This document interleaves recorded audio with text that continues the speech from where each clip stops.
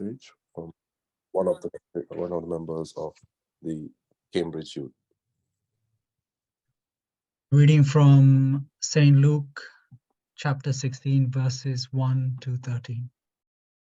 Jesus told his disciples, there was a rich man whose manager was accused of wasting his possessions. So he called him in and asked him, what is this I hear about you?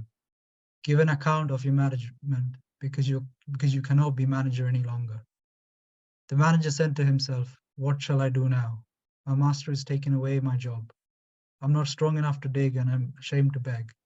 I know what I'll do so that when I lose my job here, people will welcome me into their houses. So he called in each one of his master's debtors. He asked the first, how much do you owe my master? 900 gallons of olive oil, he replied. The manager told him, take your bill, sit down quickly and make it 450. Then he asked the second, how much do you owe? 1,000 bushels of wheat, he replied.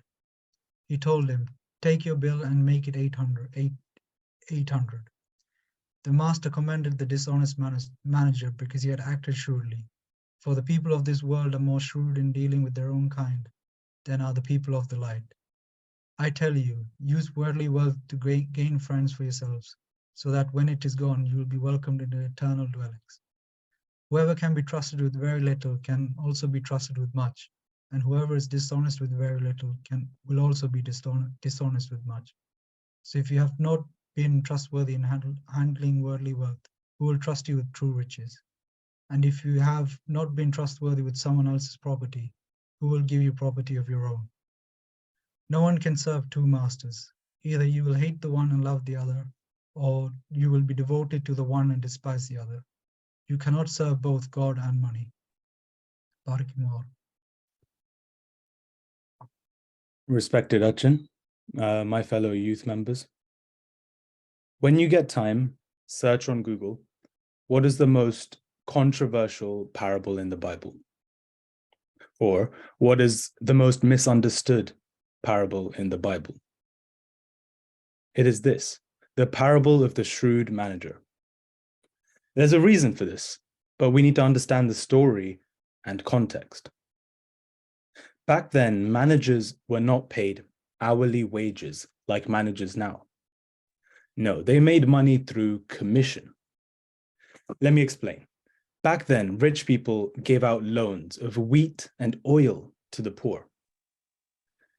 This rich master in the parable gave out many loans, and he hired a manager to keep on top of how much each person owed.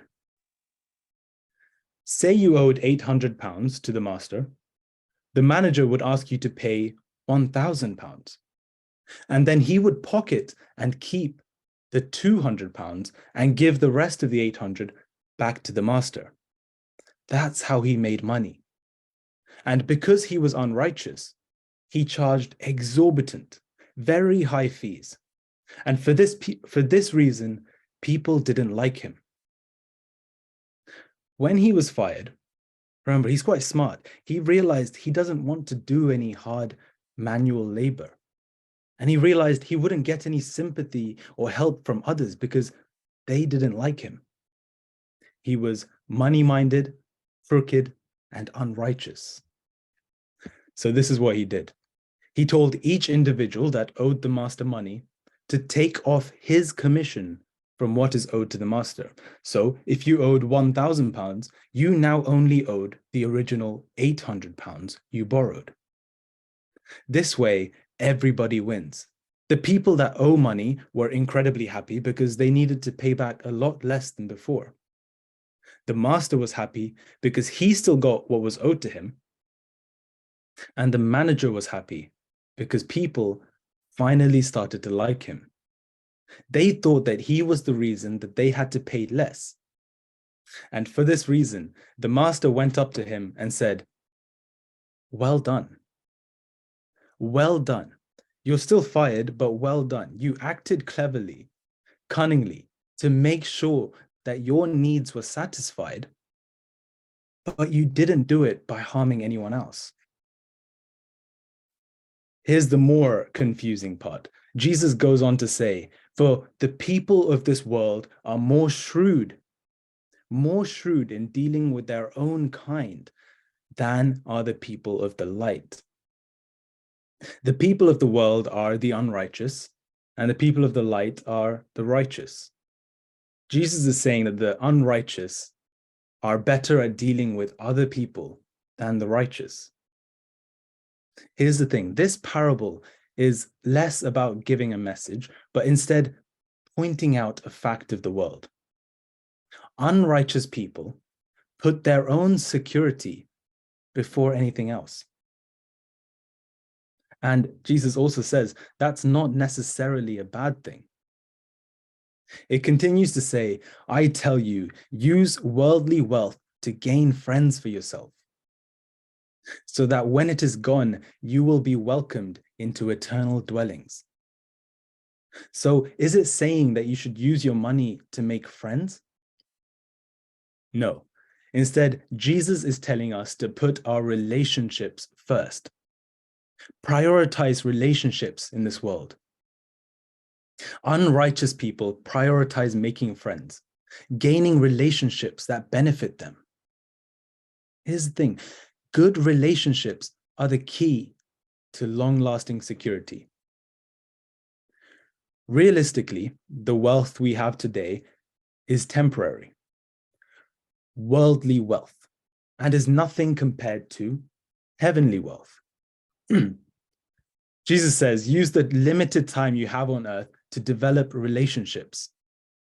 And because it's a story, it's a parable, it doesn't make a distinction between good and bad, short or long relationships. Just make connections with worldly people. It will benefit you. If we help someone pour out now, it might be them helping us in the future. Jesus continues to say, whoever can be trusted with very little can also be trusted with much. And whoever is dishonest with very little will also be dishonest with much. How many of us think, when I'm rich, when I get money, I will give to the poor? Jesus says, if you do not give with what little you have now, you will definitely not give when you have much. In conclusion, this parable is hard to understand at first, but as with anything in this generation, knowledge and context make it a valuable lesson for anybody, any generation. As children of the light, let us learn to connect this Lent. Connect with people you haven't talked to.